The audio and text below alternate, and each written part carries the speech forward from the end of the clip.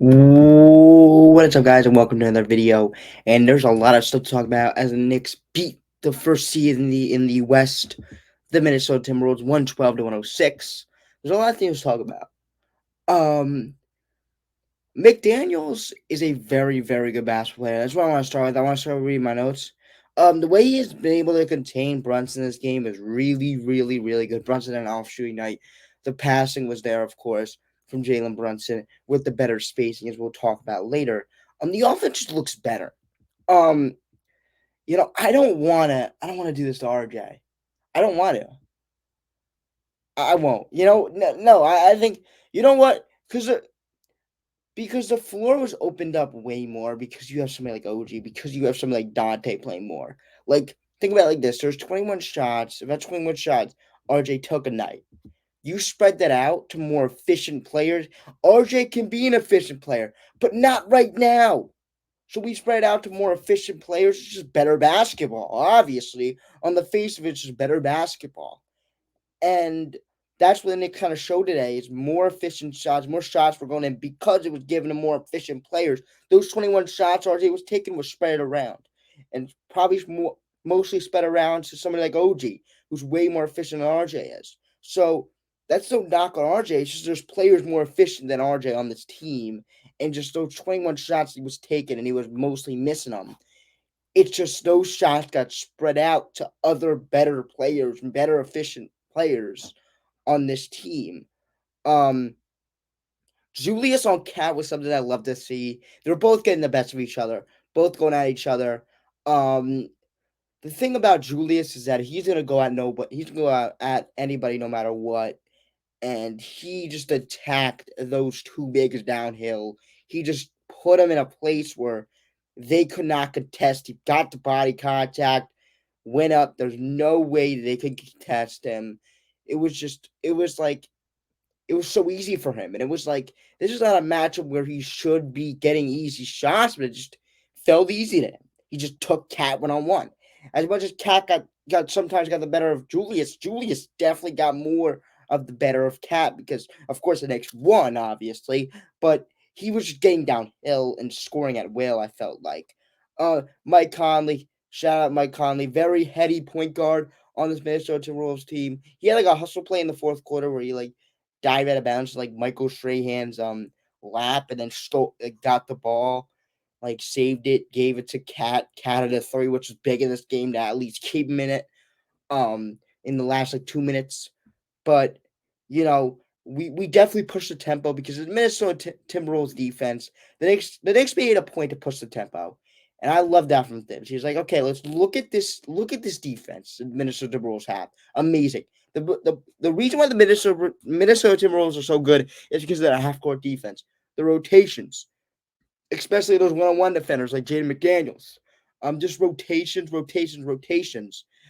are why this Minnesota Timberwolves team is such good defensively. But if we could just push the tempo, that's truly. I mean, Tibbs was like, if we could just push the tempo, this we could just get downhill.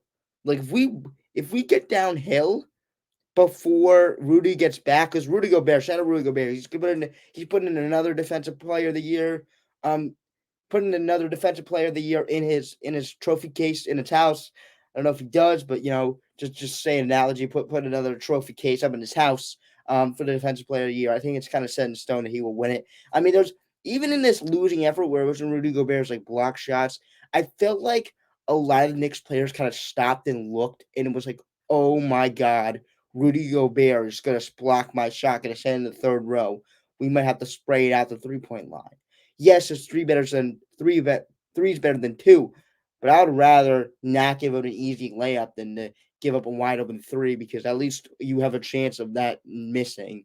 But Rudy Gobert still the presence was still there and I saw it. Even though it wasn't his best game, like he didn't block anybody like crazy, like he would usually do, but just the presence of him was there and the Knicks were really good at like, not forcing up shots. And again, I said, I'm gonna do this is another RJ. Like, okay, what RJ would do is he would go, let me just get this out. What RJ would do is he would go in the defender, chuck up a layup, and it wouldn't go in or get blocked by Rudy Gobert.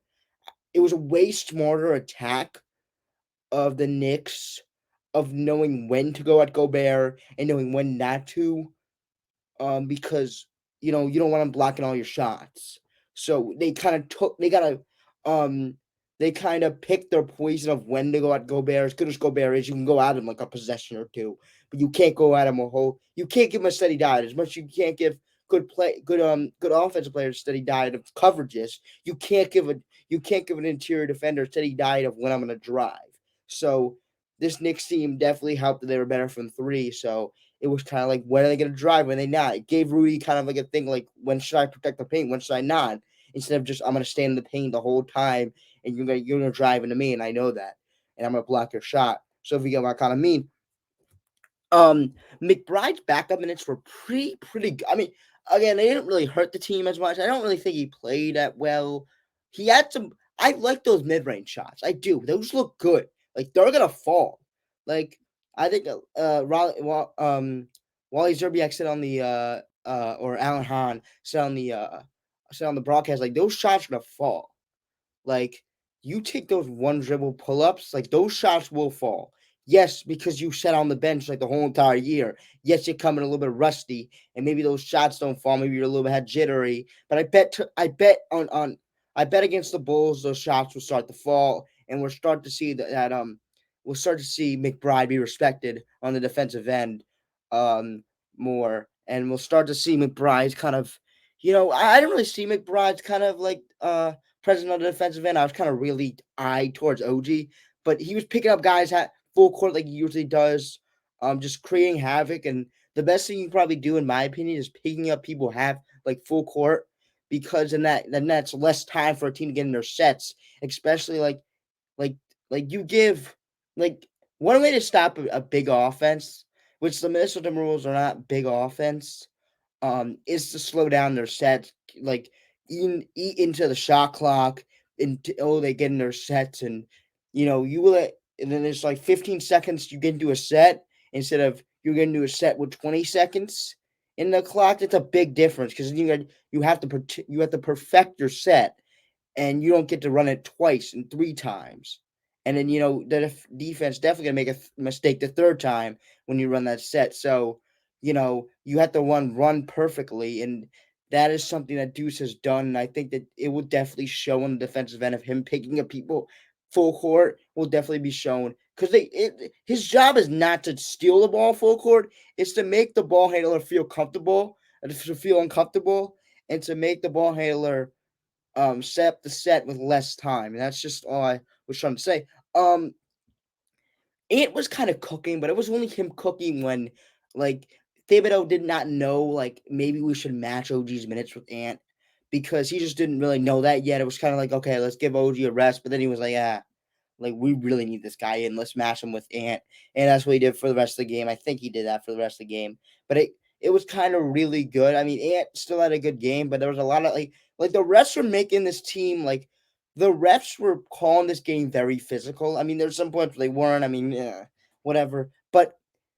Um, but I call this game very physical, and I really think that's the way the Knicks win, because they have not let the Knicks be physical this whole entire like road trip. Like, I feel like the Knicks, when they lose games, the game is usually called tight.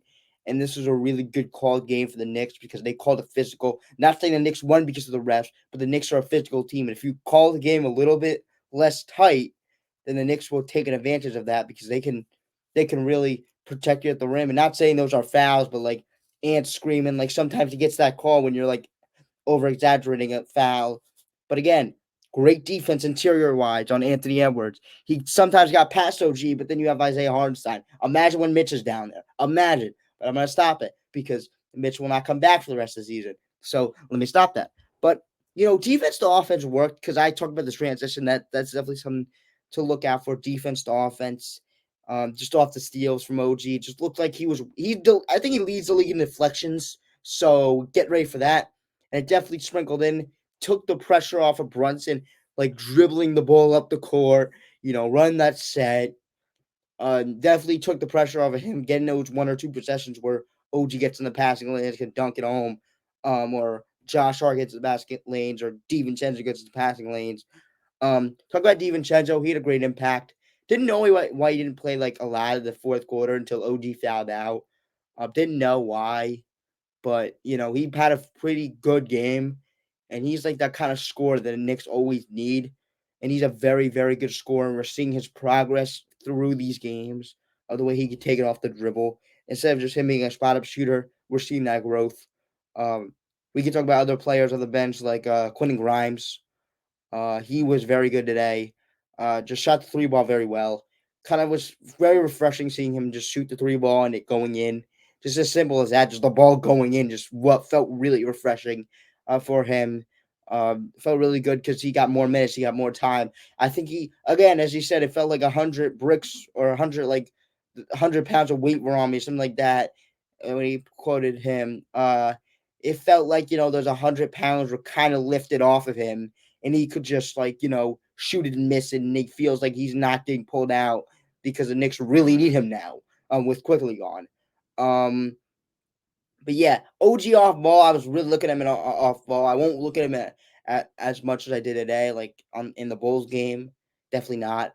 But what he was doing, the little stuff off ball, was just beautiful to watch. He was getting those, steals, getting those just being there. Like you see that 7'2" wingspan and coming into like your driving lane is, even if he doesn't make a play on it, like you see that wingspan, you see that hand into your driving lane, like that's scary, and that's kind of sometimes scared that layup away from Ann Edwards, scared any other players, Mike Conley, like those that hand or that wingspan kind of scared those players away, and that's what we kind of need. That's what the Knicks need. That's what the Knicks have been looking for about like 2-3 years. It's just that guy that can be a big wingspan. Those wings do not grow on trees, and that's why people are scared to go up against them. Um, Precious is a work in progress. Um, Very work in progress. But again, I don't know if he'll play over Jericho. I just don't know. I don't think Jericho will play this season. I do like Precious as a backup four. I don't like him as a backup five. And especially next game, I don't know. It depends on the matchup though.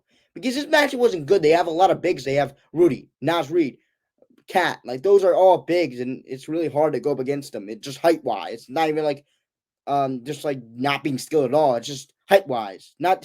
He's not like not skilled defensively. He's just the height. The height there is probably a problem, and that's because he does undersized five when they put him at it. But I think he's a good four man. I mean, if he can get his 3-point down like a little bit more, 3-point shot down a little bit more, then maybe he'd be a four. But besides that, I mean, he could be a pretty good rebounding five. Um, yeah, there's a lot of lineups there with Thibs put in, which was great, and there's a lot of lineups which are bad. But that's what you do after a trade. You have to you know balance at the lineup, and that's what you'll see the Toronto Raptors do tonight. Balance at the lineup, and they're gonna have to find some lineups where they're gonna actually have to use, and they're gonna find some lineups which they'll hate. So that's what the Knicks done. They found some lineups that they love. They found some lineups that they hated, and finding those lineups that you hated is as important as finding those lineups you like, so you know to not put those lineups on the floor. Um, so OG guarding Cat, he went from guarding Ant to guarding Cat, which is one of my favorite things. Is one of my favorite storylines of this game was he went from guarding Ant to guarding Cat, which was beautiful. I love myself from defense. He went from Ant to Cat. Oh my goodness. Um, just those little things. Like now we have a guy who can actually guard the four. Like, I'm not even just like if we play the Bucks, he's guarding Bobby Portis. He's guarding Giannis and Bobby Portis. Like once Bobby Portis comes in, he's probably guarding Bobby Portis. Um, because we finally have that backup four defender. If it's Precious, if it's OG, just those backup four defenders that can guard the bigger fours. Oh my goodness, we're back. we're so back. I cannot believe I'm not watching Josh Hart guard a four anymore. Shout out Josh Hart back into his normal position of a small forward slash guard, whatever it is. Just not a freaking four. He's not a four. He's not a four. Um, I'm gonna give him some flowers right here. It's great game. The guy's gonna get a contract this offseason. I want the Knicks to absolutely give him that contract. Whatever he is asking for, because he's one of the best signings Leon Rose has ever made. And I'm gonna say this outright. I think it goes Brunson, Randall, and then I Heart for the contract Leon has signed. You can probably give me another one, but Ihart's definitely up there for a contract that he signed. Just a very good contract, and I think he is going to get himself a lot of money this offseason. Cannot wait to see if the Knicks bring him back or not. That's a big thing, but I love him this season. Definitely think he's going to be in orange and blue. Yeah, I definitely think he's gonna be orange and blue next season and a few seasons going on that. But OG fouling out in that last kind of seconds of the game, I didn't really like that. That call was not good. I'm gonna put that out there. That call was not good. Rudy Gobert kind of sold it, but that's a game. You have to sell calls nowadays. You definitely have to sell calls, and that's what Rudy did. He sold that call, and OG was flat out. And give a shout out to Josh Hardy. He took the matchup. Took the matchup at and Edwards, and Edwards didn't take the game over when OG was out. It definitely felt like Josh Hart really put the clamps down. And as advertised by Thibs, he was the best perimeter defender until OG came on the team. That's what Thibs has said, and he did it as advertised. I was talking about how Josh Hart's really a terrible defensive player, perimeter wise, and he shut me up. He put the clamps on Anthony Edwards in the last 2 minutes of the game, and I love to see that. The thing about Julius Randle is if you think that he's not going to show up in the playoffs, you're going to see this Julius Randle in the playoffs because the spacing is, I think the spacing is the biggest thing. We have so much spacing now that Julius Randle can go to work, and if he gets a double team, he's gonna throw it out, and he's gonna make his stats look way better because he's gonna be throwing to guys that will make shots, from three. So yeah, let's talk about a little bit about the next game against the Bulls, who are on a little bit. I don't even know they were on a hot streak since Zach LaVine's injury. So I want to see OG versus DeMar. Zach LaVine is injured, so OG versus DeMar, which great the Bulls have done better with Zach LaVine injured. OG versus DeMar is going to be something that I'm watching for because DeMar gives a lot of pump fakes. Want to see his kind of veteran defense from OG Anunoby on DeMar DeRozan because he's gonna have to stay down a lot of pump fakes. He's gonna have to choose when he jumps. He's gonna choose when he doesn't, and see if he can stay out of foul trouble.